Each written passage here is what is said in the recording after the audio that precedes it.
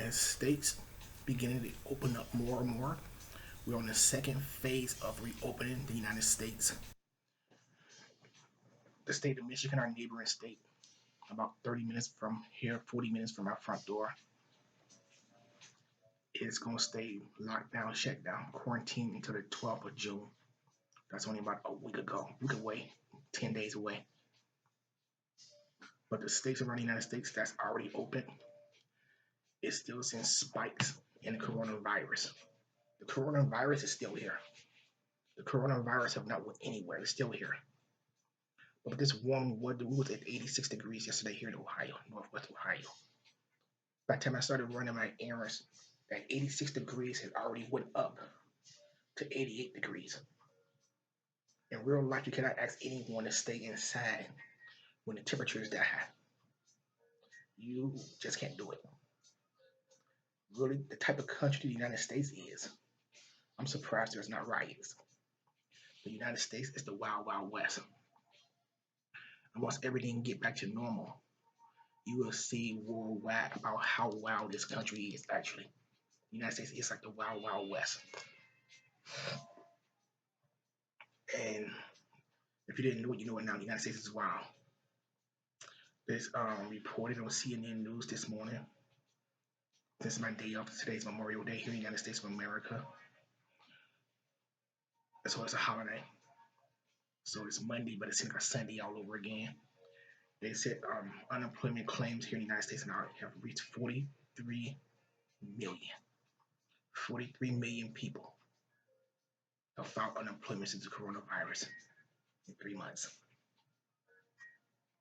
43 million Americans already filed unemployment claims in 3 months, 90 days.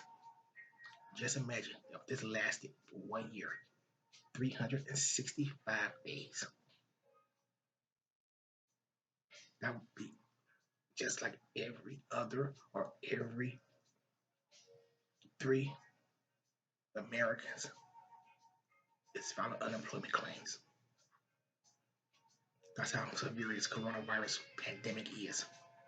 I was reading also, I'm gonna look down at Yahoo News. And it says, new Yahoo News, YouGov polls show coronavirus conspiracy theory spreading on the right may hamper vaccine efforts.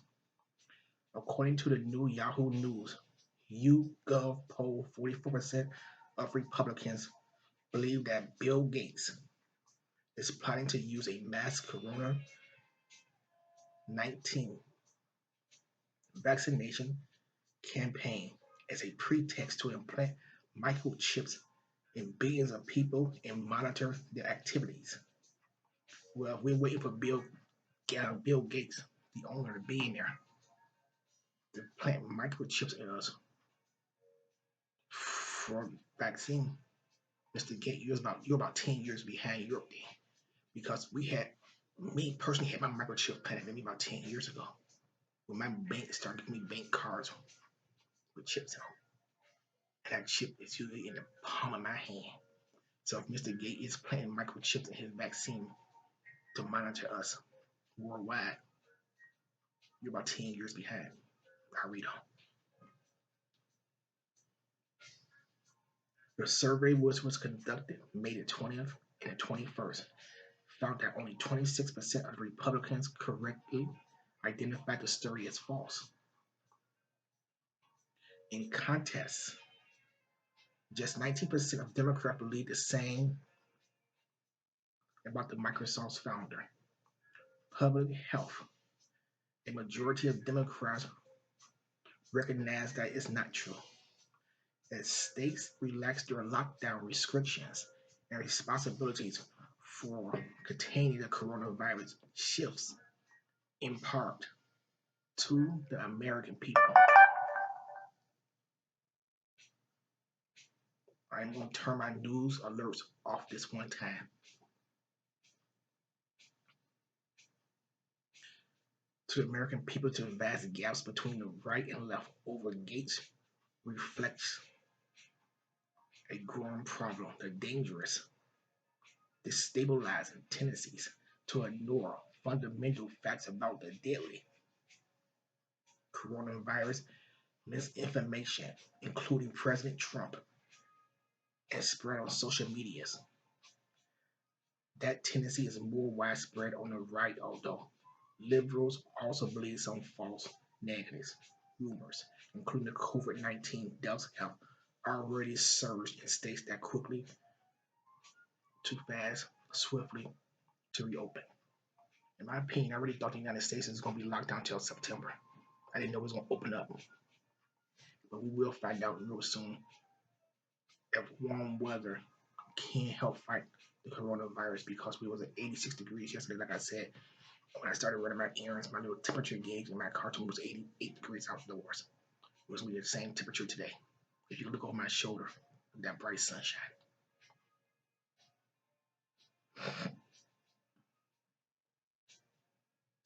The new Yahoo News YouGov poll found that this choice your own reality efforts in distorting the truth.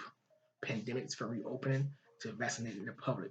Official death toll. A majority of the public is either very 56% or somewhat concerned 30% about false or misleading information about communicating about the coronavirus.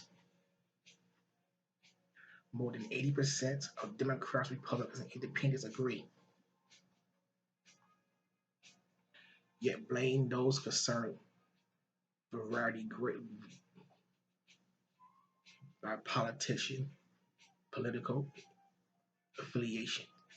When Democrats are asked to select a top source of false or misleading information about the coronavirus, 50% to 56% of people say it's Donald Trump. Donald Trump is not a doctor, he's not a politician. He speaks without thinking, so he always put his foot in his mouth. And 69 of the people that was polled was Hillary Clinton voters. For the Republicans are spreading mainstream false information about the coronavirus to scare people. And of course, the Republicans feel the same way about the Democrat. They found misleading information about the coronavirus to scare people.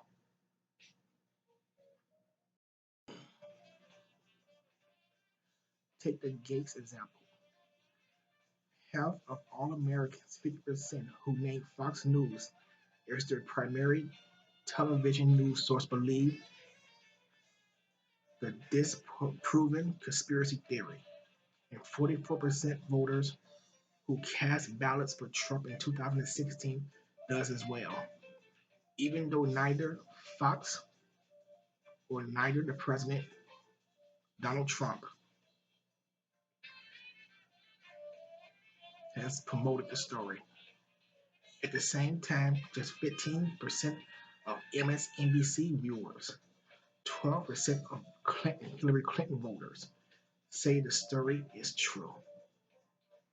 The spread of such outlandish charge may seem silly, but it could have catastrophic consequences. Through his namesake foundation, the tech billionaire has long championed vaccines in developing countries. So far, he has committed and donated $300 million to combat the coronavirus. If large portions of the public believe that Bill Gates intends to vaccinate with a microchip the general public throughout the world to trace their movements, the coronavirus vaccine will be very dangerous. And many may refuse to get vaccinated. There is a parallel segment among some Angeles religious figures to resist the vaccinations out of fear it would constitute the mark of the beast mentioned in the book of Revelation. The more people refuse to get vaccinated, the harder it becomes to end the pandemic.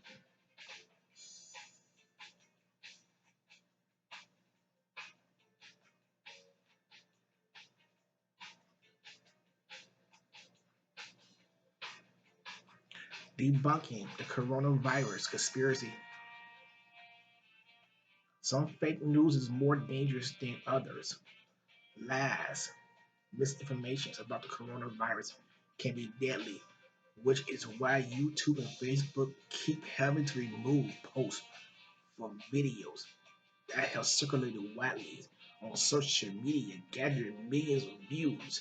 Its title's Pandemic Giveaway is premise that the COVID-19 outbreak and attempts to control it are part of a sinister conspiracy by the very people whom we trust to keep us safe.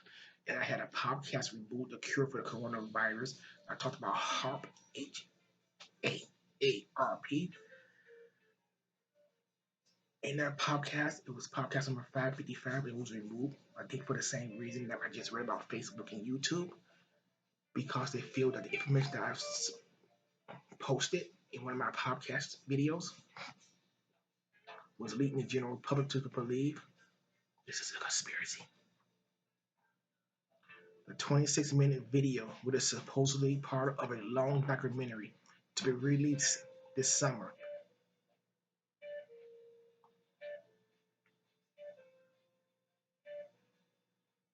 Coronavirus epidemic is really sore for all kinds of coronavirus conspiracy theories.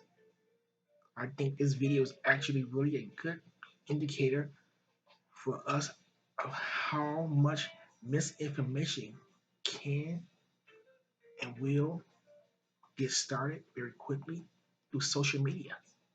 Sammy Videoplex is reading about the coronavirus, the biggest news in the news for the past 3 months.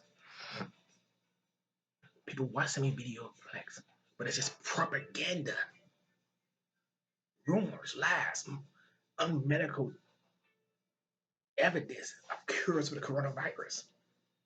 And one person share my podcast to the next person, and before you know it, their network just sent over 5,000 views and 5,000 subscribers and 5,000 clicks. And this one podcast just spread false information. When in reality, the coronavirus is a test. How strong we are, how resilient we are in the face of a pandemic, how we handle it, how we focus, how we live in the case of an emergency. Will we know how to react? Will we turn against one another? Very funny, like I said earlier in this video. I'm surprised cities, states, municipalities have not started rioting by being told to stay inside, quarantine. You can't work. Certain places in the world would arrest you during the lockdown if you didn't go to your local park. Places here in the United States, I think New York City, during a lockdown, would arrest you for being outside without a mask on. We all see pandemic movies, we all see zombie outbreak movies, and right now in real life they are working on a cure for the coronavirus. They want to take the blood from a victim of the coronavirus that was tested positive for coronavirus but survived, and use that person, that patient blood for a vaccine to cure the next person with the coronavirus. And that is what happened in zombie apocalypse movies when you are bitten, scratched, and affected by the zombie. And once you're cured, they use your blood as a vaccine. Pandemics does happen. We're facing a pandemic right now with the coronavirus. And this is the corona apocalypse. Listen to what people say, because they say it for a reason. They're talking about deeds come back to life through radiation. They're talking about deeds come back to life because meteorites falling from outer space. That day can happen. The coronavirus can travel to 177 plus countries in a matter of weeks. The dead can't return. that do happen, how would you handle that crisis? How would you handle that pandemic? The making of a coronavirus conspiracy theory. In the lockdown hoax, in most of my adult life, I have believed there would come a point when climate denialists would have to give up the game. I thought the plain facts of raising coastal water, widening droughts, and growing human misery would at long force them to stop resisting efforts to mitigate climate change and start working in earnest for effective solutions. The COVID-19 pandemic have made me realize I was wrong. Climate change is going to be exactly like this. My colleague, Ryan Cooper, correctly asserted in March, only on a much larger timescale. What we are also finding is that the Americans' covert coronavirus COVID-19 backlash looks a lot like the resistance of the climate friendly policy making, only on a much short timescale. In both cases, conservative elites attempt to muddy the scientific consensus in order to raise the hackle of rank and file voters against government action. In both cases, it is the poor and minorities who will feel the brunt of that inaction.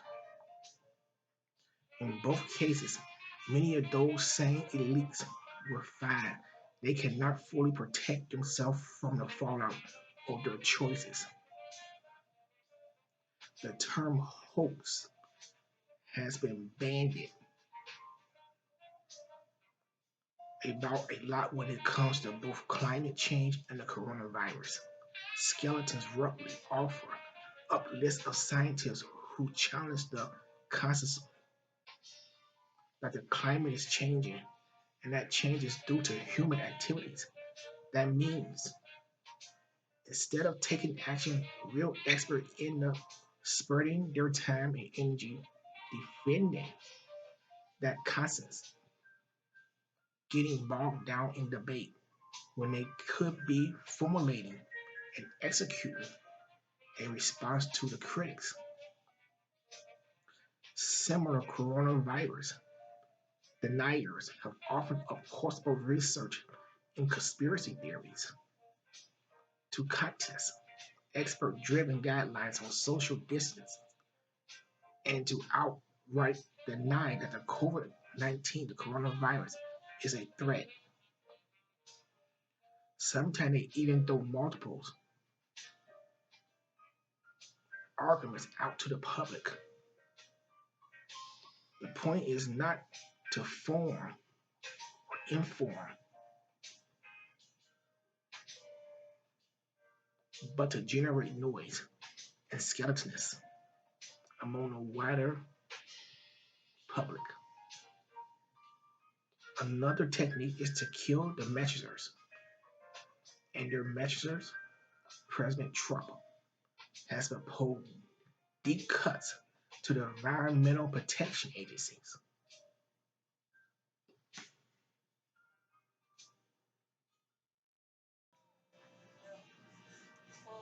The next report that I am going to read and share with you is about the coronavirus and race.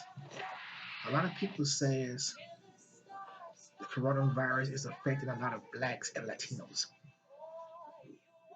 It's the financial virus that's stricken the poor. It's not that the coronavirus is attacking African Americans and Latinos.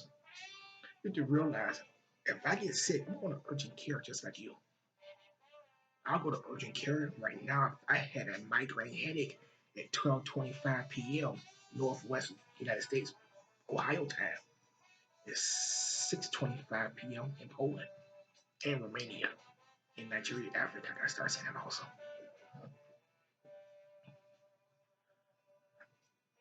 But a black person would treat themselves at home for the mistrust. They deserve to have mistrust of the medical world.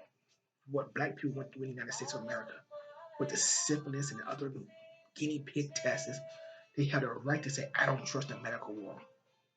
But you got to realize, even the blacks that was born in the northern states, in the northern cities like Michigan, Illinois, Ohio, Wisconsin, Indiana, their parents number those southern boys from down south. They don't trust the medical world. They just say, those doctors don't know. Those doctors don't know. They treat you for anything just for being black. They'll probably run a test on you just to try to find a cure for something else. They don't know. So you have to realize a lot of blacks is healthy today, but they don't know what their immune system can handle. And that's all about it. They don't know what their immune system can handle. So when the coronavirus came and the coronavirus attacked, it could have been right now attacking blacks and Latinos with very weak kidneys and lungs. Their immune system can be very weak. I'm gonna read something I was just reading from the New York Times, one of the better newspaper here in the United States.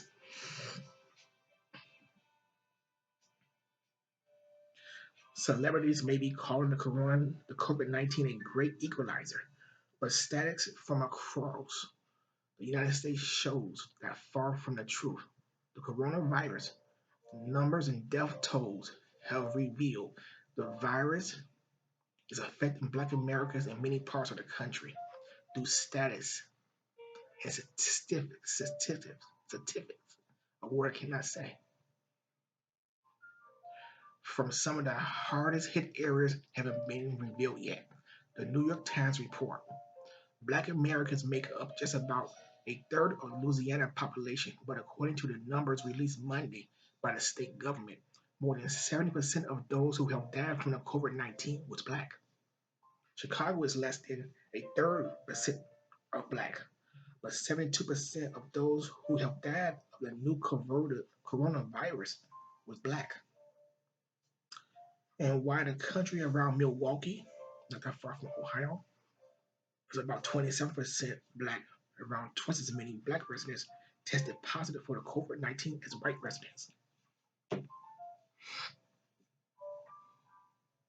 There's not enough data to fully explain the overwhelming disproportionate numbers, experts tell the New York Times, but the facts that black Americans are less likely than white Americans to be insured, suffer racial bias in medical testing and treatment, and more often have jobs that haven't let them stay home during the pandemic, all certainly contribute. That blacks will most likely work a restaurant job, a factory job, or a temporary job service that they cannot do from home. They have to go into the location. When white Americans are the majority of the minorities can take their office home with them, as I am doing this channel from home. My comfort zone, I'm home.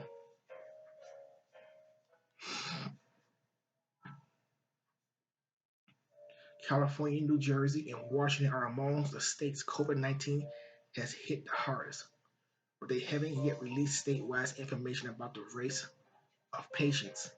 The Times note Senator Cory Booker, Democrat from New Jersey, Kamala Harris, Democrat from California, and Elizabeth Warren, Democrats of Massachusetts, all three ran for the 2020 president campaign. All three dropped out. The most notable name is Elizabeth Warren, but Cory Booker and Kamala Harris have bright futures in the Democratic Party. My opinion, they both have bright futures in the Democratic Party. Have determined the federal government trace, track, and trace this and release this data.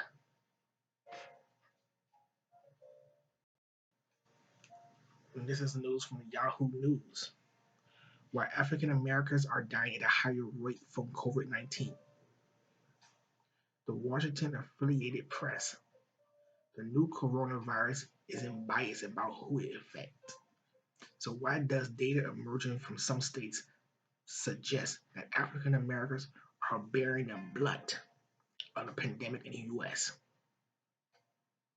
Experts say blacks are disproportionate impact by underlying health conditions Lack of poverty linked to poverties face discrimination in medical care and are more likely to work jobs that require them to leave their homes. We know that blacks are more likely to have diabetes, heart disease, lung disease. The National Doctor Surgeon General Jamal Adams told CBS News on Tuesday. These chronic illnesses, which are in turn linked to poverties,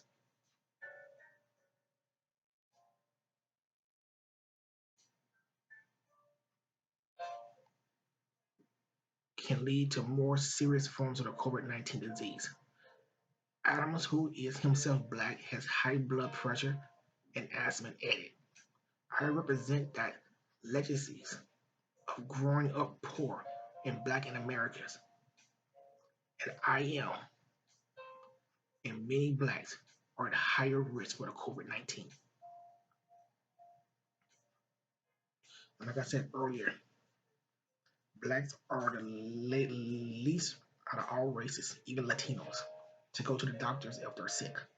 Latinos will rush their babies to ER in a moment. I know that for a fact. But Latinos will take their time going to the hospital. I work with a lot of Mexicans, so I live in Michigan. I work with a few in Ohio, but mostly in Michigan. They would be really sick. And they would not come in with prescription medication that they have from their doctors or the doctor's note until they was nearly dead. They just say, I don't go to the doctors when I get sick. And the average black does that. They can't call the doctor's office and say, fax my employer this because they don't go to the doctor's office. They lay at home until they feel better. And like I said, blacks have a higher rate than whites and minorities with lung disease, kidney disease, and other undiagnosed medical treatment because of the lack of poverty. But there's just like a stereotype that because of poverties and a lack of wealth or a lack of finance, because there's too many government programs today that give people here in America insurance. We have Medicaid for people who work jobs and cannot pay for insurance out of their pocket, and our employers do not offer them health insurance.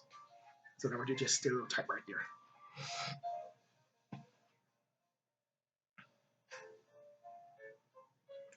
68% of the COVID-19 deaths in Chicago have been among African Americans, who make up 30% of the city's population. I think that number is different than the one I just read about Chicago, but I'm reading this from Yahoo News and Washington Federal Press.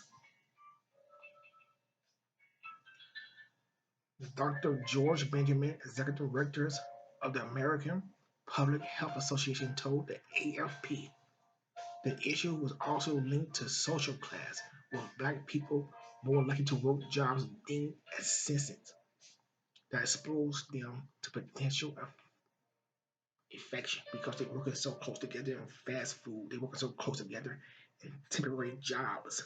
I'm not saying that all blacks work in fast food. I'm not saying that all blacks work temporary jobs, but the majority of blacks does work for temporary independent contractors. The problem is compounded by cultural bias that African Americans face in medical systems.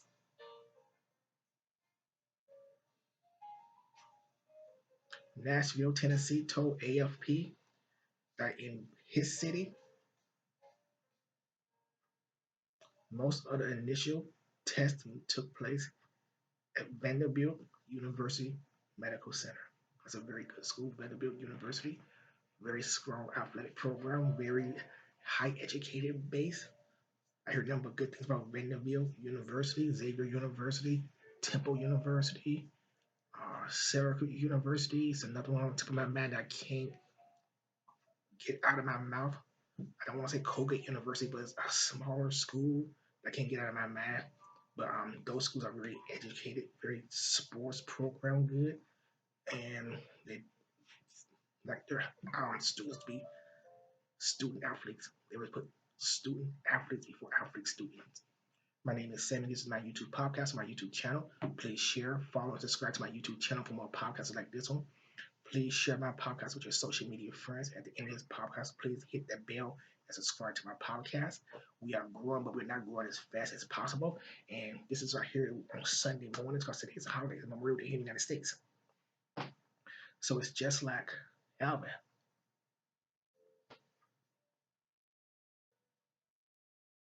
2 Sundays. It's a slow paced day, just like Sunday is 12:36 p.m. here in Northwest Ohio. So it's 6:36 p.m. in Jordan, Poland. Oh, what a fascinating place. But this right here is where you go to church and you see the preacher that always say you have to come in to keep these doors open. You have to hit the subscribe button to keep these podcasts going. You have to support this channel, not with donations, but with views, watch times, and subscriptions. Please subscribe to my podcast for more social media podcasts like this. We are focusing on all the European countries right now, not just Poland and Romania. We want all the European-based countries. We want everything. We want Northern Ireland. We want the UK. We want Poland. We want Romania. We want the Ukraine. We want Russia. We want Germany. We want everything in the European Union. We want Spain and Italy. We want everything. France. We want everything. We want to be just as big in Europe, in Far East Asia, in the Middle East, as we are here in North America, US, and Canada. They say, Sammy, you have a good show. You do a lot of news on your shows on Conspiracy Podcast Theory, but you're working with a very small audience. We're trying to expand the audience. But all you people have to do is subscribe to my YouTube podcast, and you can help me grow. My name is Sammy. I want to say Happy Memorial Day if you do observe Memorial Day here in the United States.